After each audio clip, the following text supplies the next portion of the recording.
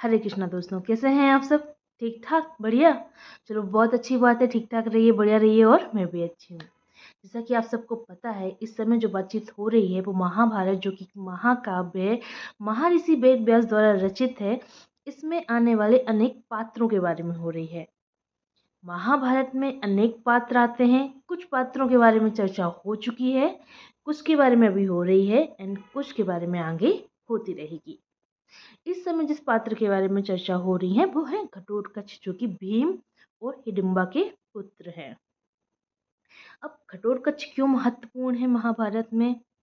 घटोत्कच अपनी सेवा के लिए महत्वपूर्ण है, अपने समर्पण के लिए महत्वपूर्ण है।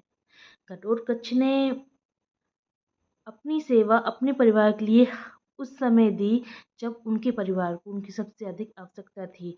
पांडवों की सेवा में घटोत्कच उपस्थित हमेशा होते हैं। पांडवों को जब वनवास होता है तब भी घटोत्कच अपने पिता की, अपने चाचा की, अपने ताऊ जी की सेवा में आते हैं और महाभारत के युद्ध में एक बहुत अधिक महत्वपूर्ण भूमिका निभाते हैं। घटोत्कच के बारे में अपनी वीडियो में मैं पहले चर्चा कर चुकी हूँ, मेरे प्रीवियस वीडियो में। उनका जन्म कैसे होता है, उन्होंने क्या क्या किया है, इसके बारे में चर्चा हो चुकी है। आज उसके आगे के बारे में होगी। अगर आपने प्रीवियस वीडियो नहीं देखा है तो प्लीज़ जाइए देख लीजिए। वीडियो स्टार्ट करने के पहले, चर्चा स्टार्ट करने के पहले आपसे वही पुरानी घिसी पिटी बात मैं बोलूँगी कि अगर आपने चैनल सब्सक्राइब नहीं किया है तो प्लीज़ कर दें। वीडियो पसंद आए को लाइक कमेंट शेयर कर देना, चैनल ज़रूर सब्सक्राइब कर देना और ये सब एकदम फ्री ऑफ कॉस्ट होता है, तो सब्सक्राइब कर दिया करो, क्या ही चला जाएगा, कुछ तो भरा होगा मेरा। ठीक है, आइए स्टार्ट करते हैं घटोत्कच के। उत्तराखंड और गंगा के किनारे स्थित सभी धार्मिक स्थलों की यात्रा करने के बाद पांडव द्रौपदी सहित रुख करते हैं अपना गंधमादक पर्वत की साइड। ये यात्रा जो थी बहुत ज़्यादा लंबी थी और बहुत कठिन थी। इस यात्रा में द्रौपदी जो थी वो अचेत हो जाती हैं, थक जाती हैं, अब उनसे चला नहीं जाता है। तो इस बार फिर से बुलाया जाता है भीम के पुत्र घटोत्कच को।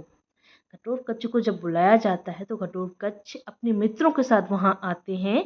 वह द्रौपदी, ऋषि जो पांडवों के साथ चल रहे थे, उनके साथ यात्रा कर रहे थे, अपने चाचा, अपने पिता, इन सब को अपने अपने कंधों में उठा के पूरा वन क्रॉस करते हैं, इस पूरी यात्रा में करते हैं और गंधमादक पर्वत पर जो बद्री का आश्रम है वहाँ तक लेके आते हैं।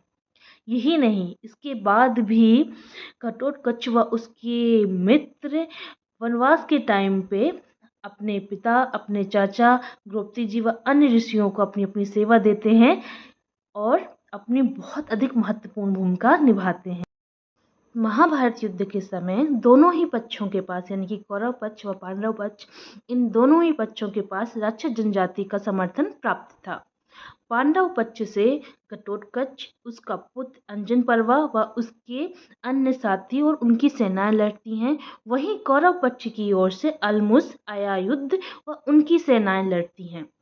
युद्ध में राक्षस जनजाति का होना वैसे ही बहुत अधिक भयानक माना जाता था और रात्रि के समय तो राक्षसों से युद्ध कर पाना बहुत ही मुश्किल हो जाता था, क्योंकि इनके पास मायावी शक्तियाँ होती थी जो कि रात्रि के समय अत्यधिक प्रबल होती थी, बहुत ज़्यादा बढ़ जाती थी। घटोत्कच ने अपने पिता यानी कि भीम को 2 बार युद्ध में बचाया। 2 बार ऐसा समय आता है जब भीम अचेत हो जाते हैं या फंस जाते हैं, उस समय घटोत्कच आते हैं और अपने पिता को बचाते हैं, अपने पिता की रक्षा करते हैं। महाभारत युद्ध के चौथे दिन जब प्रयाग ज्योतिष के राजा भगदत्त भीम को अचेत कर देते हैं, उस समय घटोत्कच अपनी सेना के साथ आते हैं। वह प्रयाग ज्योतिष के राजा भगदत्त के ऊपर आक्रमण करते हैं, वो बहुत भयंकर युद्ध करते हैं। उस समय राजा भगदत्त की रक्षा करते हैं भीष्म। उस दिन बहुत भयंकर युद्ध हो रहा होता है और भीष्म समझ जाते हैं कि घटोत्कच से आज सामना करना उचित नहीं है, बुद्धिमानी नहीं है, और वो ये ऐलान कर देते हैं कि सूर्यास्त हो चुका है, इसलिए युद्ध की समाप्ति करते हैं। घटोत्कच जब कर्ण की सेना पर भारी पड़ने लगता है, उस समय दुर्योधन आवाहन करता है अलायुद्ध का। अलायुद्ध अब घटोत्कच से युद्ध करता है। इन दोनों के बीच में युद्ध हो ही रहा होता है। उस समय जो अलायुद्ध था वो अस्त्र शस्त्रों का प्रयोग करता है घटोत्कच के ऊपर। भीम बचाने आते हैं घटोत्कच को।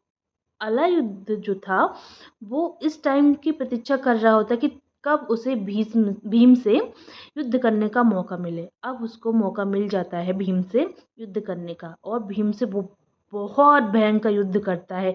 इस युद्ध में जो अलायुद्ध था वो भीम के ऊपर हावी होने लगता है।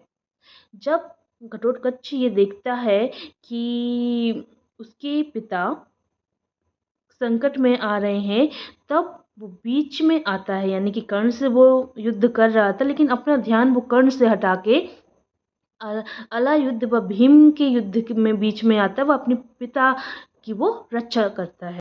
महाभारत युद्ध का 14th डे जो है बहुत ज़्यादा महत्वपूर्ण है। वो इसलिए महत्वपूर्ण है क्योंकि इसी दिन घटोत्कच की मृत्यु होती है। वह अर्जुन जयद्रथ का वध करते हैं। घटोत्कच जो थे वो कौरवों की सेना पर बहुत अधिक भारी पड़ रहे थे, बहुत बुरी तरीके से कौरवों की सेना को मार रहे होते हैं। कर्ण जो थे वो घटोत्कच से युद्ध कर रहे होते हैं, लेकिन कर्ण का कोई भी अस्त्र शस्त्र घटोत्कच के ऊपर काम नहीं करता है।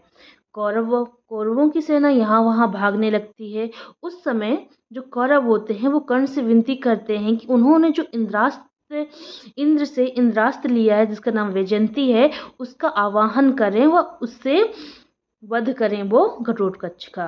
कर्ण पहले बोलते हैं कि नहीं, वो जो अस्त्र है वो मैंने अर्जुन के लिए संभाल के रखा है, लेकिन अगेन कौरव बोलते हैं कि अगर हम जीवित रहे तो फिर हम अर्जुन से युद्ध कर पाएंगे, उसे हरा पाएंगे, लेकिन अगर आज हम जीवित ही नहीं रहे तो हम कैसे युद्ध करें। और कर्ण को भी ये बात समझ में आ जाती है कि कर्ण ने अपने सभी दिव्यास्त्र इस्तेमाल कर लिए थे घटोत्कच के ऊपर, लेकिन कुछ भी काम नहीं आया था।